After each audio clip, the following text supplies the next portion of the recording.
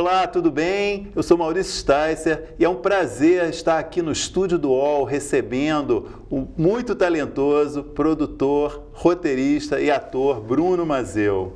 Obrigado pela tua presença aqui, Bruno. Prazer é meu. Bruno, a gente convidou ele para vir aqui porque ele está, um trabalho dele está no ar, que eu considero excepcional no momento, que é a série Filhos da Pátria, já a segunda temporada, indo ao ar toda terça-feira na Globo, e é sobre isso que a gente vai começar essa entrevista. Eu queria que você fazer uma pergunta genérica para começar, dando a chance de você explicar um pouco o que é Filhos da Pátria.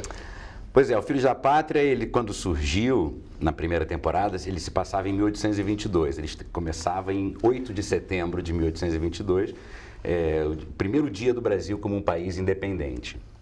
E a ideia era justamente a gente falar sobre a nossa essência. Então, a partir do momento que viramos brasileiros mesmo, por que a gente chegou a um país nessa situação, né? Era tentar falar um pouco da gente. Eu já gostava muito de história, lia muito, sempre li muito, e queria usar a história de alguma maneira. Como a gente chegou a ser o que a gente é, sobretudo, muito os nossos defeitos, né? Exatamente, o jeitinho, né? Aquela coisa toda, certo? Conformismo. E aí a gente fez uma primeira temporada falando disso, do nascimento disso. Foi 2017. Foi, não sei. Foi lá em 2017. E aí depois a gente levou, pra você ver, 2 anos, que aí teve todo um novo trabalho de pesquisa, porque veio essa sacada, assim, que eu acho um dos diferenciais do projeto, que é a gente transportar aquela mesma família, né? Os mesmos personagens. Os mesmos personagens, exatamente. Agora nos anos 30, quer dizer, quase 100 anos depois. A série começa no dia da Revolução de 1930. No dia que Getúlio chega no catete. E de quem foi essa ideia de fazer essa transposição, esse teletransporte de 1822 para... Olha, a ideia de transportar no tempo surgiu de um papo meu com a Nanda, né? Bom, precisamos só fazer um parênteses, que o elenco, caso alguém aqui ainda não tenha visto Filhos da Pátria, é Fernanda Torres, Alexandre Nero, Matheus Nastergal, Johnny Massaro, Jéssica Ellen, que é Lara espetacular. Tremorro. É um grandíssimo elenco. Time muito bom, né? Muito então, legal. quando você fala Nanda, está falando da Fernanda Torres, que simplesmente rouba a cena. É a maior de todas. É genial, né? E aí foi nisso, num papo desse, a gente não... E agora, será que continua essa história e tal? E aí surgiu essa ideia e eu resolvi levar adiante, porque é um diferencial. Eu, pelo menos, nunca tinha visto isso em nenhum lugar, assim, sabe? Uma mesma história, o mesmo mundo. Na verdade, quando muda a época, né, a gente muda muito, assim. A gente quis pular, inclusive, a República, porque como a gente não fala da história em si, né, a gente fala da história de uma galera que viveu naquele tempo daquela história, né? A gente não interfere na história, a gente não vê o Getúlio, não viu o Dom Pedro. A gente fala deles, eles existem, mas é sobre aquela família ordinária. Quer dizer, poderia ter ido de 1822 para 1889. Poderia, teoricamente seria o caminho natural, né? Mas aí não mudava tanto na questão dos costumes. Entendi. Sabe? Não ia ter tanto uma mudança tão... Não ia ter, e aí para 1930 já é uma industrialização chegando. O terceiro episódio é justamente a chegada do rádio, é um dos meus episódios preferidos, que já está no Globoplay. O que eu percebi vendo os 2 primeiros episódios, assim, é conservada, digamos, a essência dos personagens, né? Sim.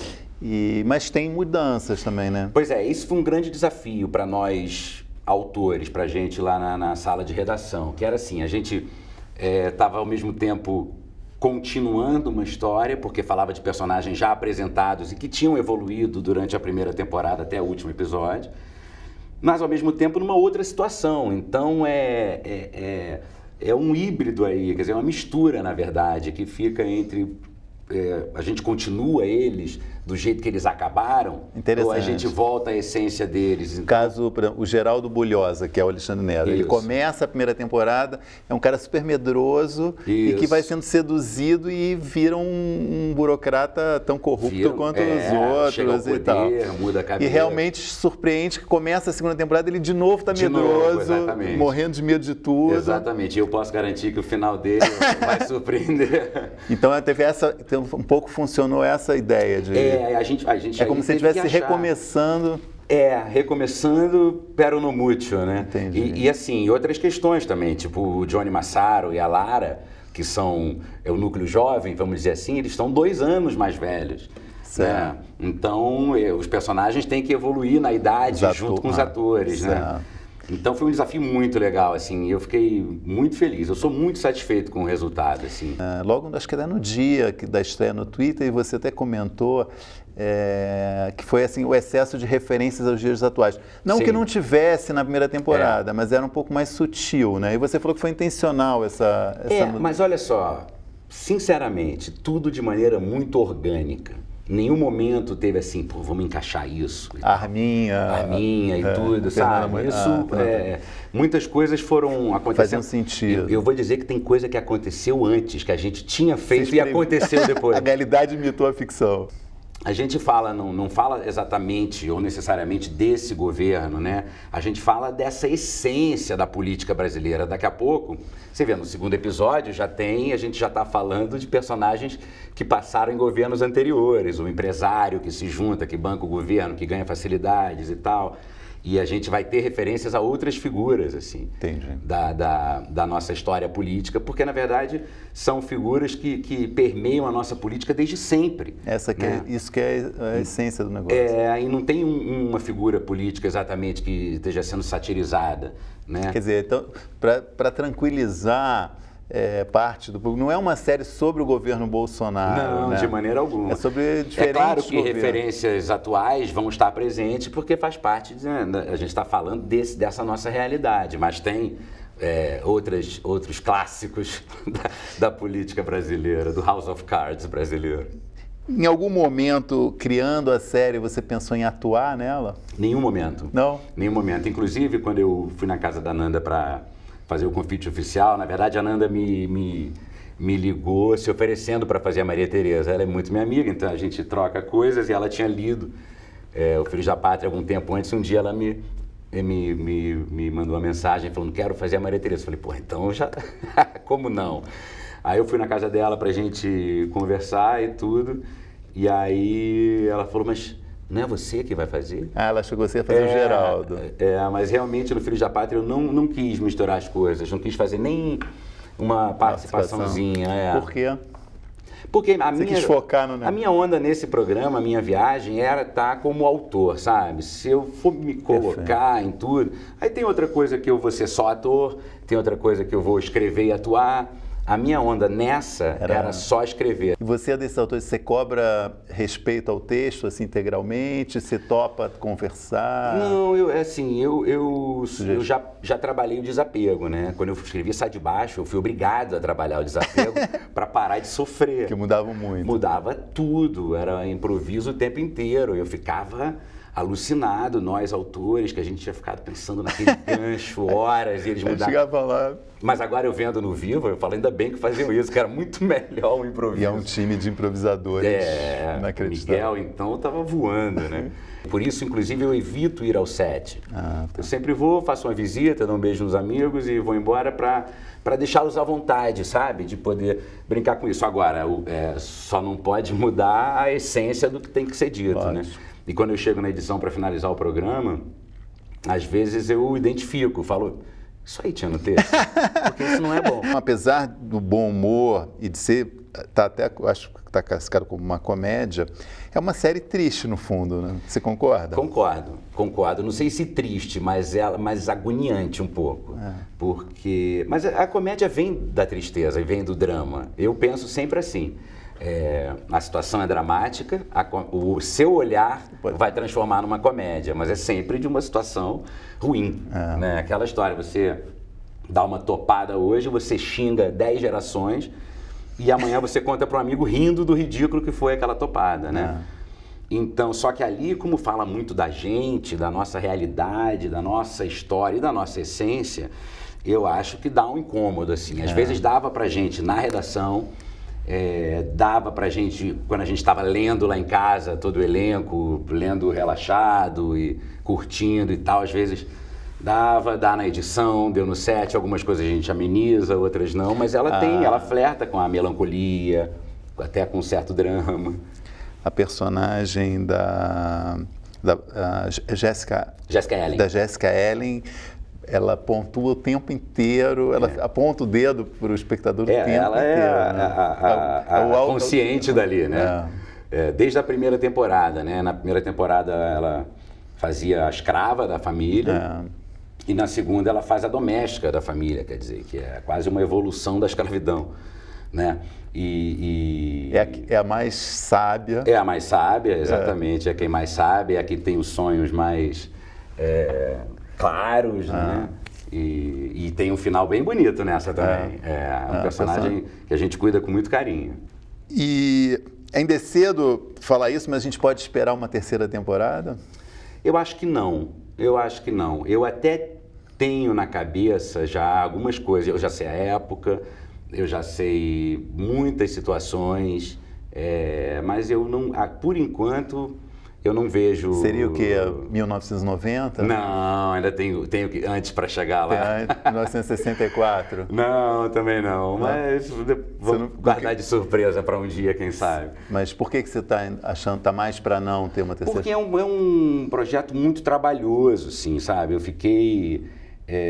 eu não posso fazer outras coisas. Quando você está fazendo? Quando eu estou, assim, a gente ficou na sala de redação, eu e minha equipe incrível, durante 1 ano e meio, de segunda a sexta, entendeu? Quantos roteiristas? Nós éramos, acho que 5. 1 ano e meio? 1 ano e meio, assim. Que aí vai, escreve, anda, volta, não é por aí, troca aí vem outro pesquisador, traz outras coisas. Porque na outra vez a gente teve mais tempo para se preparar antes. Se você fizesse um convite, por que o espectador que ainda não viu deve assistir essa série? Olha, eu acho que o espectador deve assistir essa série porque é muito interessante rir de si mesmo, é muito interessante poder participar do debate da sociedade através da comédia, que é a minha praia, e eu acho que é uma maneira super eficaz, sabe? Sem ser panfletária, sem ter certeza de nada, mas a poder apontar o dedo para as nossas questões e... Enfim, eu acho que é um programa que fala muito da gente, eu acho que é um programa relevante, divertido, contundente e atual, a beça, e com um elenco incrível e eu acho que já dei coisa suficiente, né? Olha, eu devo dizer assim, eu concordo totalmente com todas essas qualidades que você apontou do programa. Né? Mas ele está lá no Globoplay, a primeira temporada inteira. E dá agora... para assistir a segunda sem ver a primeira, mas a primeira é muito legal. Vale a pena. Eu queria falar de um outro projeto que você hoje, esse ano, você também te deixou presente na televisão, embora tenha sido gravado antes, que foi o remake da Escolinha. Sim.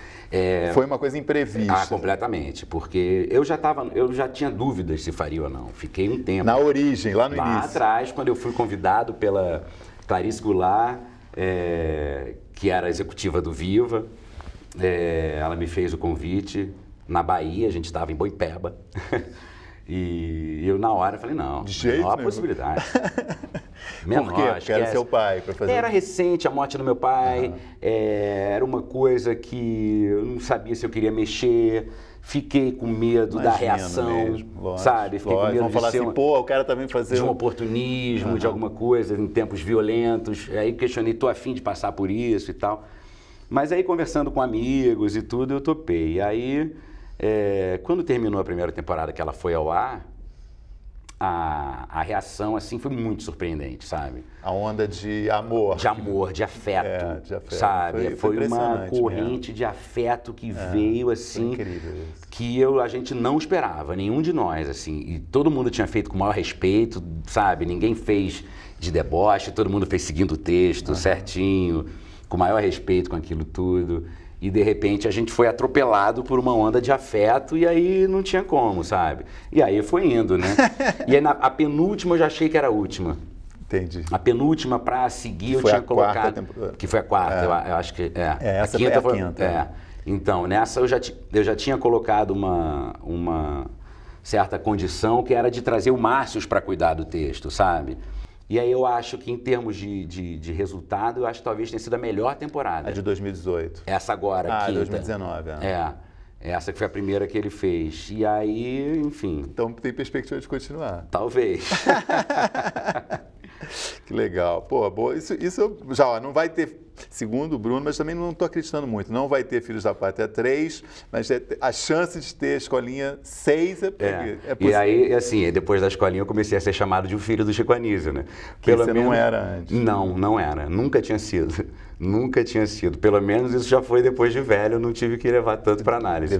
Você tem um tipo preferido na escolinha que você gosta mais? Ah, cara, eu vou dizer os que eu mais rio ali na hora. Lucinho, que é a pessoa mais engraçada que eu conheço. Faz o papel que era do pai também. Que era, então ele faz brilhantemente. Lúcio Mauro Filho. E também é muito a relação ali nossa, que é muito íntima, então ele me pega de surpresa muito e tal. A Dinê, que é outro que me surpreende muito, que começou respeitando o texto, agora já muda tudo, só vem me dizer a deixa, ó, vou falar tal coisa quando acabar, para eu saber que horas eu posso falar. Mas eu gosto de vários, eu adoro Dani Calabresa, adoro Evandro, sabe? Agora eu acho que o Matheus Solano, acho que o Érico Braz entrou muito bem. Enfim, eu acho que todos ali fazem muito bem. Um programa, eu não sei se você trabalhou na criação só como atuou de humor, que eu gostei muito, que foi o Junto e Misturado.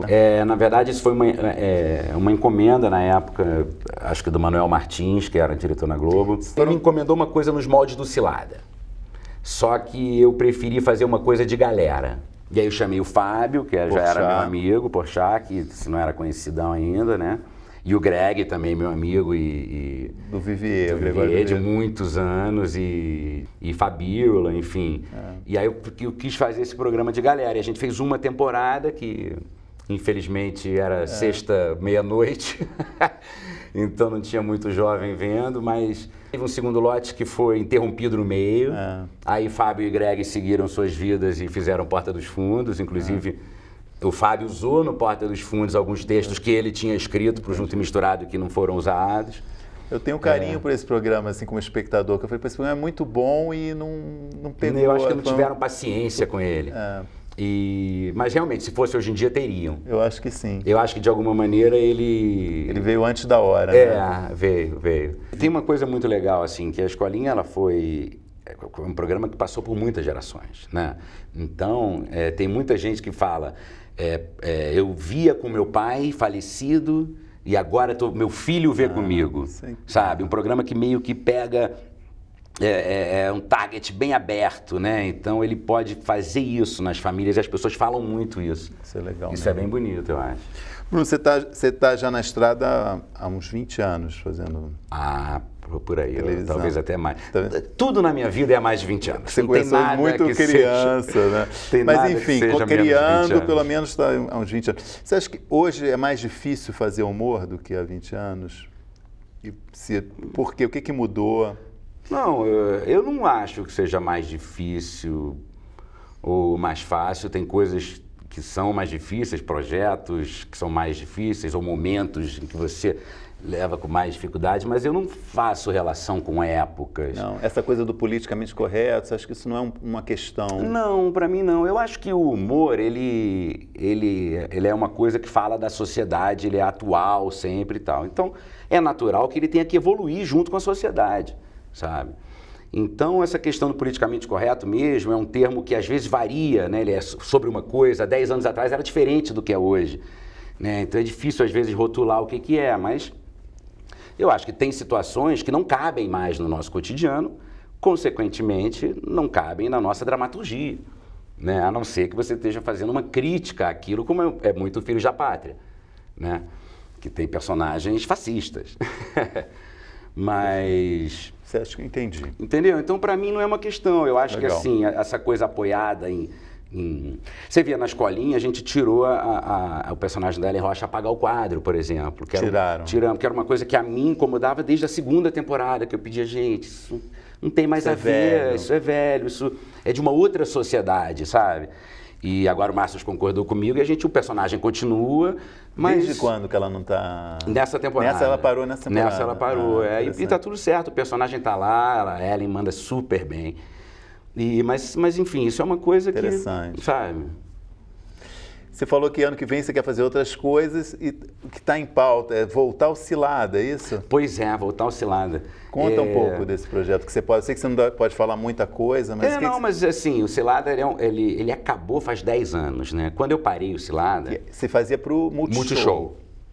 Fiz uma pequena temporada no Fantástico. No Fantástico. No Fantástico a gente fez assim 8 curtinhos. Mas assim, ele saiu muito no auge dele, sabe? E eu decidi parar porque eu estava já realmente esgotado. Eram 53 episódios temáticos, né? Quando é temático você fica mais fechado. Eu achei que não tinha mais tema. Entendi. E por uma questão criativa eu achei que era a hora de parar. Mas eu sempre ouvi muito das pessoas, em rede social, rua, e do Cazé, meu sócio, produtor do programa. Tem que fazer. E aí agora pintou essa possibilidade do Globoplay. Fazer para a Globoplay. Fazer para o Globoplay, o que me interessou muito também, porque de alguma maneira remete ao início do Cilada, quando a gente foi o primeiro programa de dramaturgia do Cabo Brasileiro, né? Era uma época em que não se fazia dramaturgia.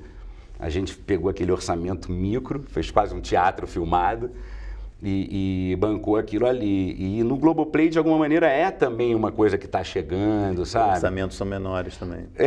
Mas tem assim, mais liberdade, não? Em termos de conteúdo, não? Liberdade sempre... eu sempre tive liberdade total, assim, já escrevi 16 episódios e ninguém falou nada até agora. Dessa nova, Dessa nova leva. Mas assim, 10 anos depois, já surgiram novos assuntos. Quando a gente acabou, não existia iPhone, não existia tablet, não existia Facebook. Na última temporada a gente fala de Orkut, sabe? Twitter. O celular era de... A sociedade mudou muito, né? Então... Tem muito assunto. Surgiram novos assuntos, 10 anos depois, então... Já está gravando? Não, a gente só grava no segundo semestre do ano que vem, eu estou escrevendo.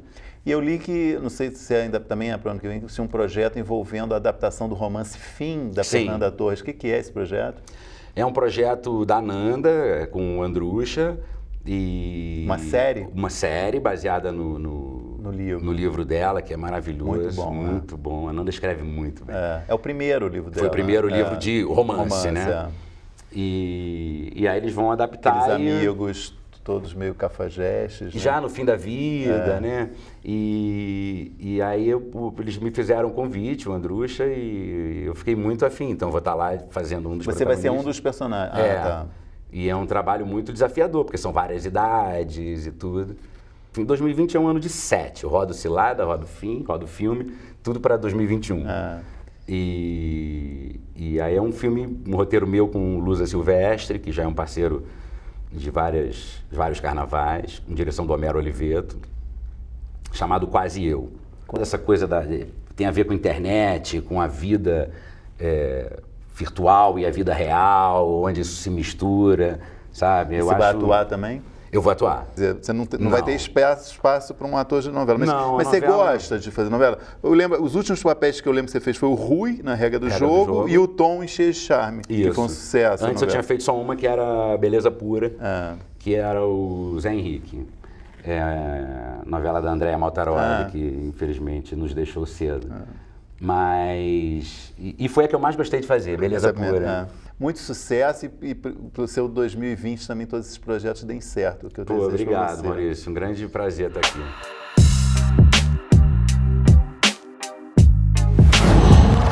Qual?